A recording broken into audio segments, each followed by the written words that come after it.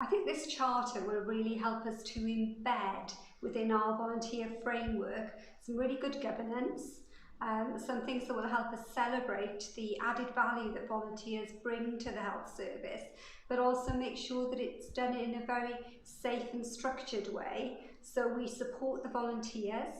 And we also very much ensure we support and protect the roles of our paid staff as well. Volunteers bring so much, they really add value, they really improve the patient experience and the staff experience, and I think for me this charter just helps us to celebrate that. Hopefully it will also make it a lot easier for volunteers to move around different organisations and through into third sector, through into the public sector, into other health boards, because actually if we all work to a charter across Wales, I think that will make that movement of migration of volunteers much easier and hopefully encourage volunteering for life, which is what we really want to see.